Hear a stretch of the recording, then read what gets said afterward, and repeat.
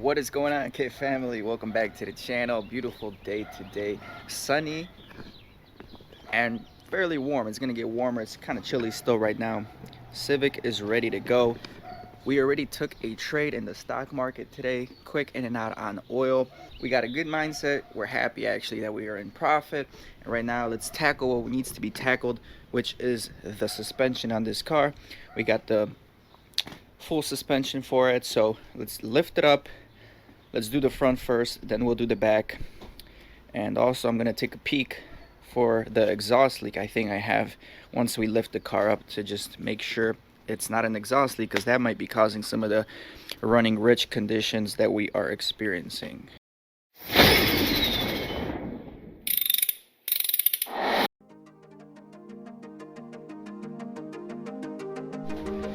Alright, so let's talk about the installation and how to remove the old struts.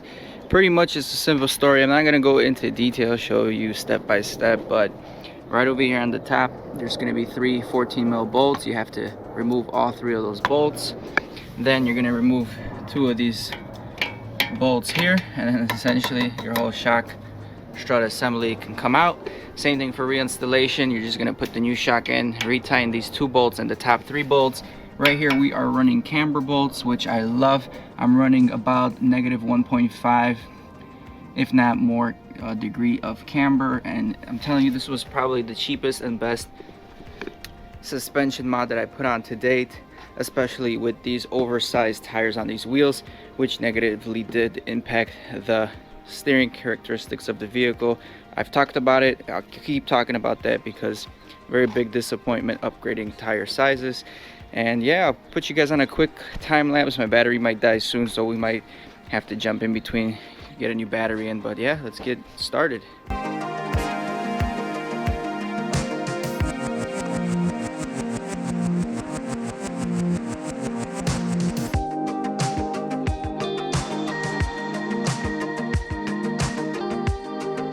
So for those that don't know, I've done suspension upgrades and suspension swaps on this car many times before, so this to me is very easy. I've ran iBag Pro lowering springs first. I've ran H&R Sport springs. I've ran Raceland coilovers, and now this is going to be my full strut spring upgrade. So we'll see. Later on we'll compare all these suspensions to each other, see which ones I preferred, pros, cons of each one. So stay tuned for that video as well.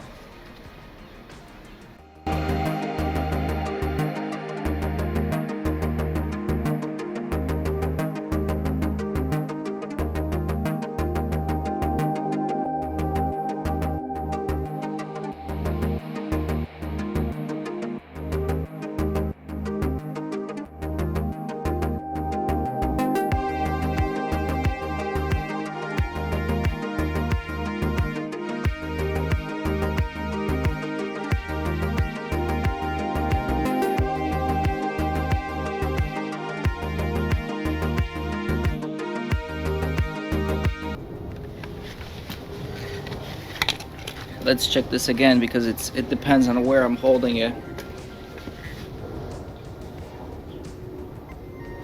Actually, same. No weight savings, guys. No weight savings. Well, that's a bummer, but let's just compare these real quick. Now I gotta make sure I put the correct one on the correct side. So pretty much what I'm gonna be mocking up are the brake lines here. And over here you can see this is not the right side.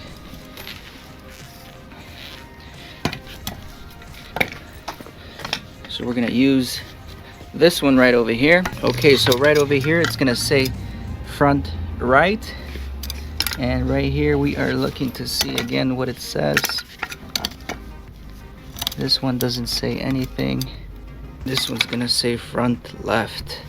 So this is the passenger side, this is the driver's side. The most important takeaway from this whole thing is, again, the height of the suspension. As you can see, the factory one has a lot more height to it than the smaller racing sport shocks. Again, this is good. This is what you want. You want a smaller shock body.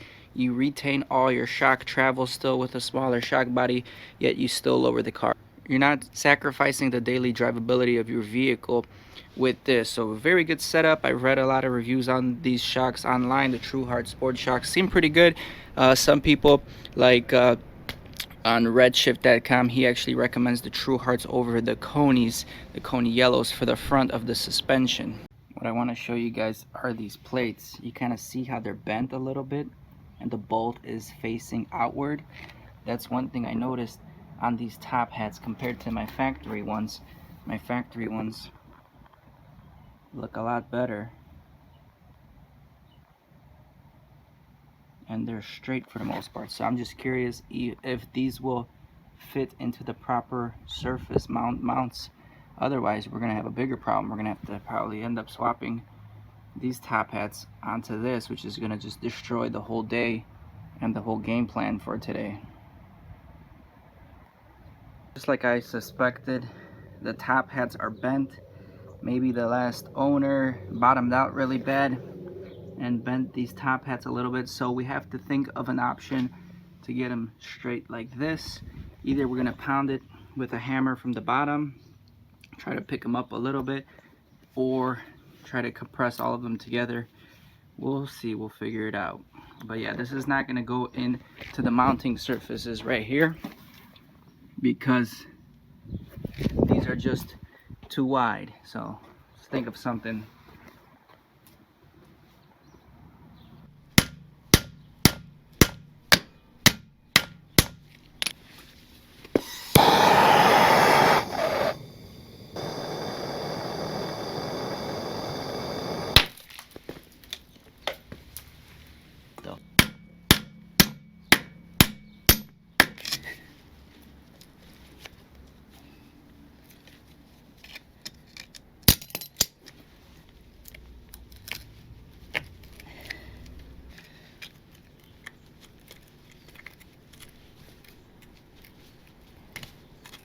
All right, good news, fellas. We are able to get it up in there. So let's see, let's try to get this going.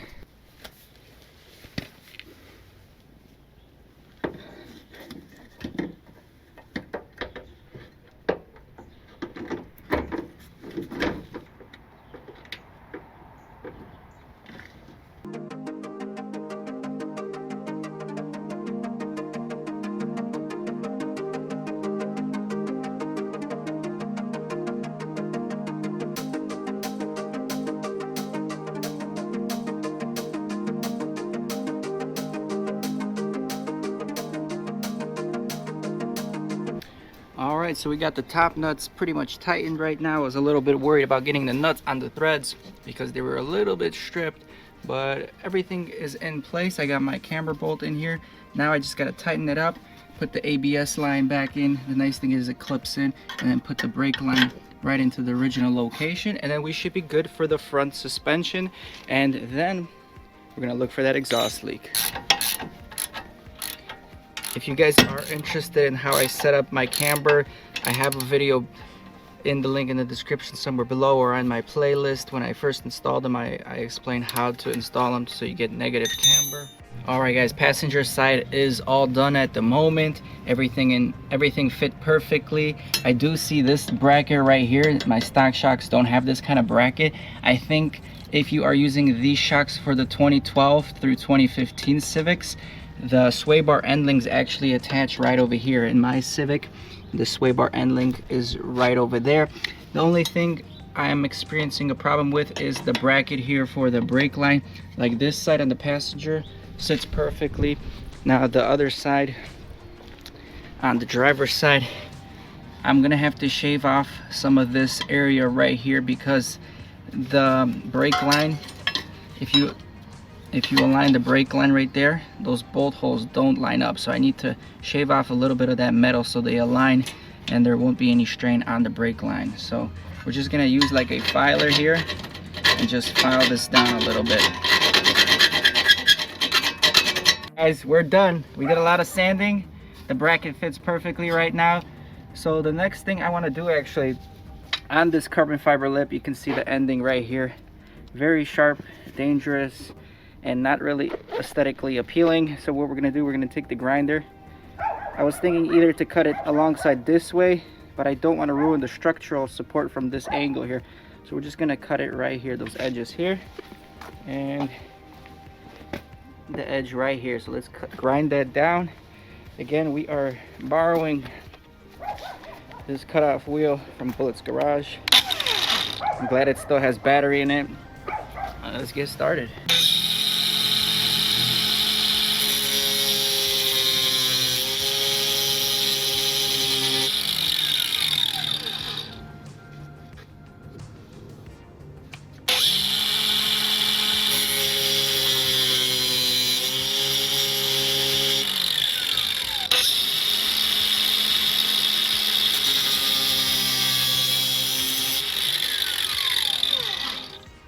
Alright, looks much better. All done. So the next thing is, now we can finally look for that exhaust leak, see if we can find it.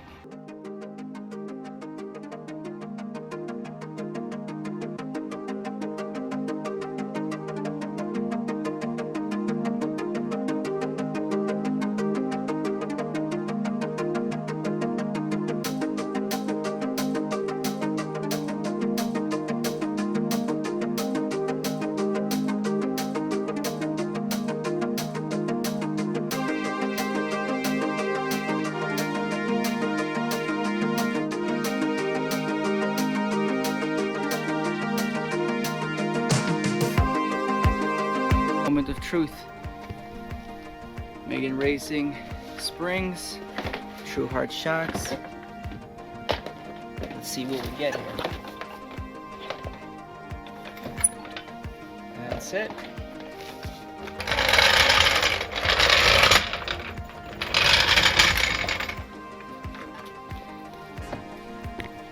Let's pull this out.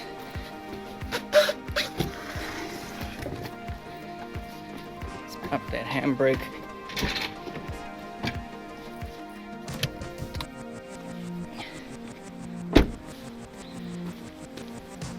Oh, we are sitting perfect, boys. That is perfect drop. Look, we got like barely a finger that's gonna go in. Woo! Beautiful. Just what I was expecting. Right on the money.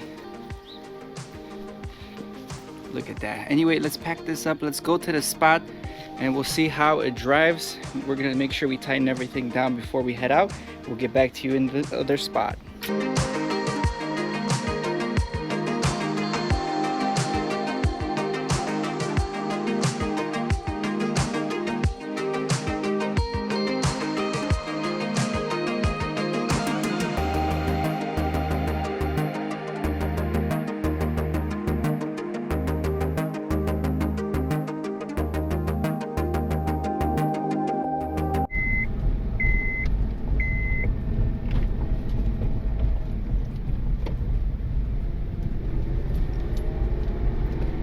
So far, boys, no complaints.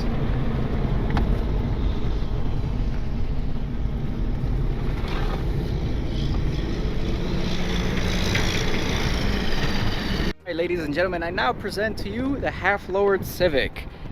And all I gotta say is, face down, ass up. That looks fantastic, guys. Wow. Right on the money. Couldn't be happier with the drop up front. 1.5 inches is perfect. Now obviously the rear end, let me just leave you guys right here. The rear end definitely can use an inch drop. I hope the rear end doesn't drop too much, because again, I don't want it to be even. I like the butt of the vehicle, the rear end of the vehicle up a little bit more. But overall, man, fantastic look. Tuck and tire, but you know, the offset could be better on the vehicle. But I love those wheels. Again, here's a shot from the other side. Couldn't ask for anything else. We didn't really put too much miles on it. We just drove it like 2 minutes to this parking location. So we don't really know of the performance or if the suspension is making any noises or anything. But again, this is it. we'll probably go for a little cruise right now, see how everything's doing, and then we'll probably head back home, see how the day is. Currently it's about 1 o'clock right now.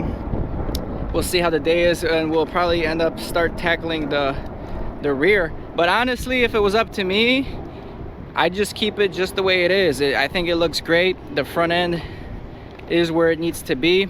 And in the winter time, if I do need to swap out the suspension back to the stock ones for that ride height advantage during the winter, because if I keep it lowered like this, guys, you already know that lip is going to be trashed. That front bumper is going to be trashed. And these tires, these Doro SDL, are not the best tires. So if I'm pushing snow and the tires have to keep pushing, I don't think that's going to work out well for me. So I don't know. A lot of things that can happen, a lot of ideas, a lot of possibilities. Let's go for a drive. All right, guys, we are back a little later in the afternoon now. Got some things done through the day. So we are gonna tackle the rear suspension. After all, the rear end sits way too high. So you got your shock here and you got your spring here. These are not sitting together. Some cars you will see these together. So to take the shock off, there's a bolt here, and then there's a bolt in the trunk as well. Let me show you. So you will have to take your little carpeting out and then undo this bolt right over here. Once you got those two bolts off, the shock comes right out. Now the tricky part on these is going to be to take off the spring. So most likely we'll have to take the camber arm or lower control arm, whatever you want to call it. We'll take this off in order to flex this whole assembly down, to remove the spring and put the new spring back on. So that's what we're gonna do right now. And the bolt is stripping. I think last time we used the gun to torque it, and that's the problem. We'll be back. All right, let's get it done.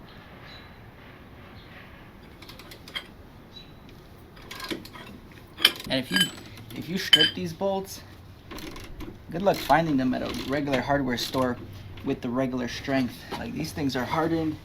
You're not gonna match it up at a regular hardware store. You're gonna have to order directly, probably from the dealership, which is gonna be an additional expense. And those bolts are probably gonna cost us more than this whole suspension kit. Literally 30 minutes to take this stubborn bolt off. Finally was able to get it off. Everything was spinning.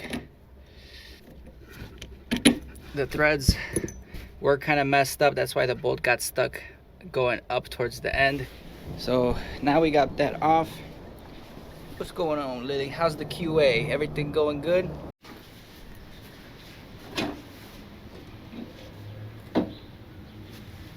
And that's it. The shock is out. As you guys can see, there's plenty of rust on the shock.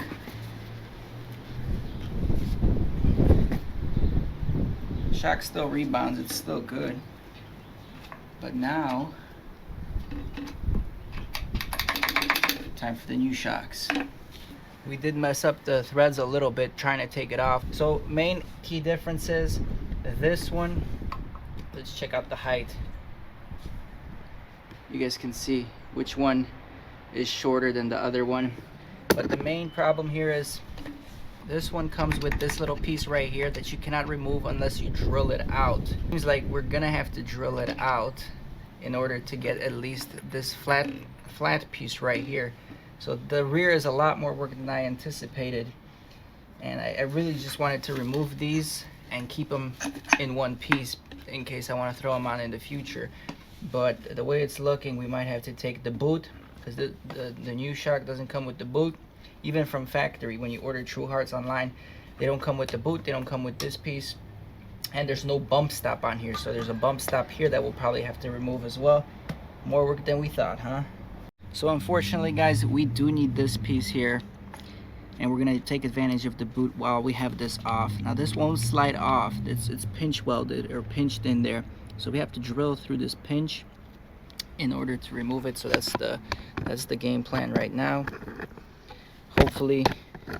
Hopefully we don't destroy it, and especially the threads. Now remember, I did this a long time ago before and we screwed everything up. So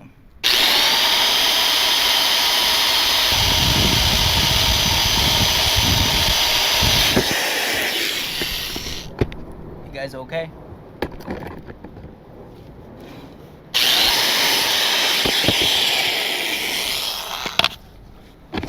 you guys can't keep falling on me like this. I gotta work. All right, after drilling that hole, we were able to take some vice grips on here, squeeze it, and pull it off. So not as bad as I thought, although it does leave a little imprint on the stem right here, which shouldn't be a problem. See, we're gonna need this boot. We might actually even have to cut this. At this point, we're just gonna swap out the parts. I'm actually not gonna cut the boot. What I expect not cutting the boot is gonna do, well, one, we're gonna bottom out a lot faster, but hopefully we don't drop the ride height as much as we need to, because even though this is gonna compress, we might be sitting on the boot. So hopefully that helps with the ride height. Now we're gonna swap these parts in.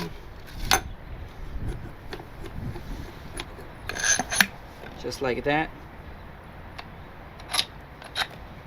And then probably reuse it actually, but yeah, might as well. If it's on there, it's slid on. Whoa, man, you guys are on a roll. I think one more time and I'm gonna have to get a new camera, I swear. We're just gonna reuse these. I have new ones from Ibex suspension, these little caps, but doesn't seem like it's an issue right here. So this shock is ready to be put back in, and I'm glad we were able to do this. So that means we gotta take the spring out next, and then we can swap the whole suspension back in. So let's do it.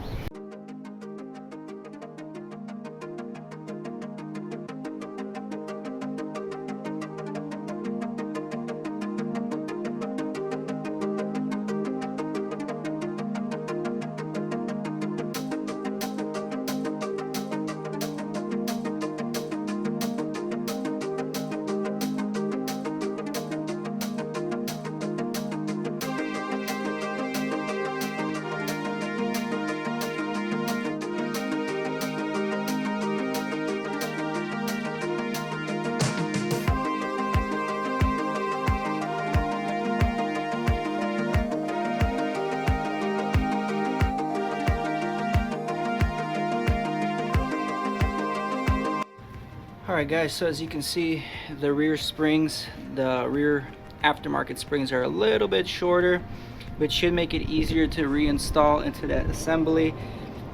Also, these are the ones that I was talking about. These just slip on. We do have extra ones. We always kept them in just in case. But everything looks good, so we got to make sure we put the proper fittings, rubber bushings on the bottom and on the top, and we'll reinstall it.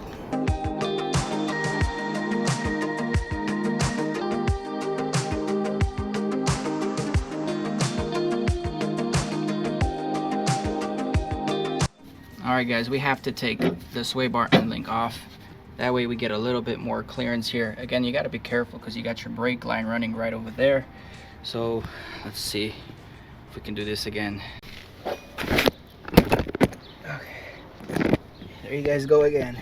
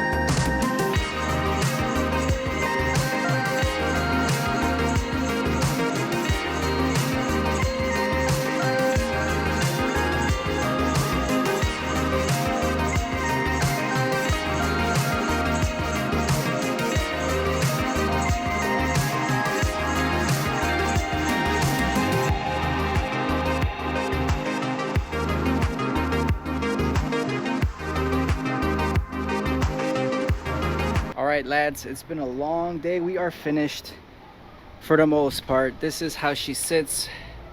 The front, perfect in my opinion. The back, it's probably gonna have to settle a little bit still, but I just moved the car back and forth here, and this is how it's settled. And in my opinion, this right here is perfect. It's still gonna pick the rear end up a little bit more than the front. Perfect, perfect. I would not be mad at all if it settles right at this location. Let's take a look real quick at the other side. The other side, just about the same. Maybe like a 2-finger gap. Again, absolutely perfect. If it does settle just a hair lower, I think we'll be fine with that. The front end is sitting amazing, right where it should be. Very aggressive look. And I mean, I can't complain about anything. So there's one problem still. One of the problems is, let me show you guys. I ain't here for the money, I ain't here for the fame. Though it might be nice to own a jet plane, I'ma do it all for you. Come along and see it's true.